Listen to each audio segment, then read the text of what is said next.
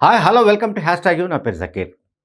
Bharatiya Janata party అట్లాగే BRS ఈ రెండు పార్టీల మధ్య అవగాహన ఉందనో లేకపోతే ఈ రెండు పార్టీలు కుమ్మక్కయ్యానో చాలా కాలంగా ఆరోపణలు వస్తున్న విషయం మనందరికీ తెలుసు.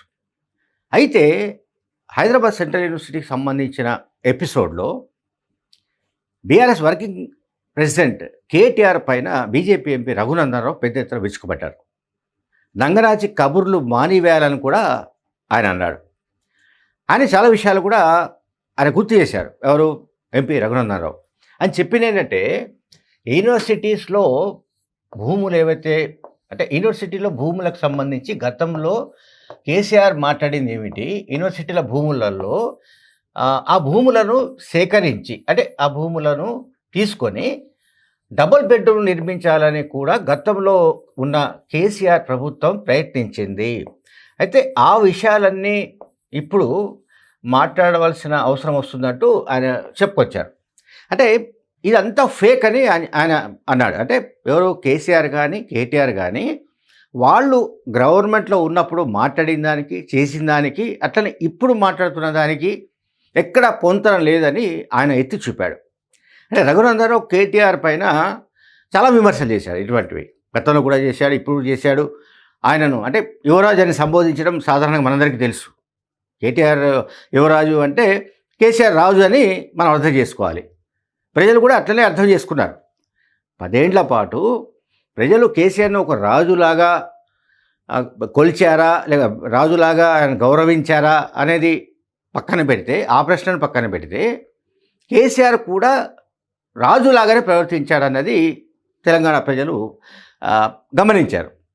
అందువలనే రాజరికం వద్దు అని ఆయనను పక్కన నెట్టేశారు, ప్రతిపక్షంలోకి నెట్టేశారు.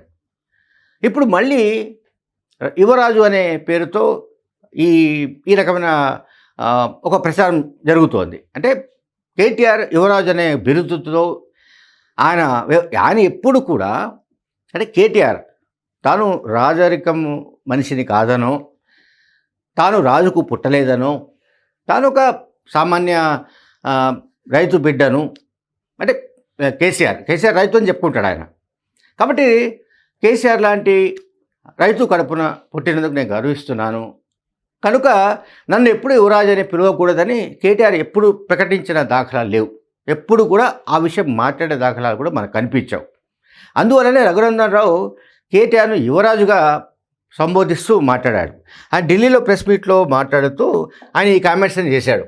ఇవన్నీ నంగనాచి కబుర్లన్నీ కూడా మానేవేయాలి, ప్రజలు ఎవరు నమ్మే పరిస్థితులు లేరు అని అన్నాడు.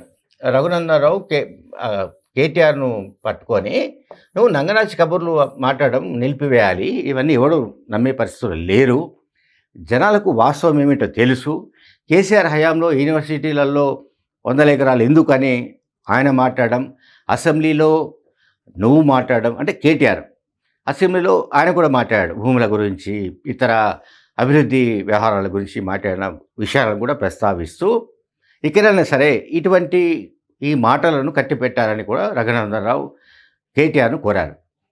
Thank you very much.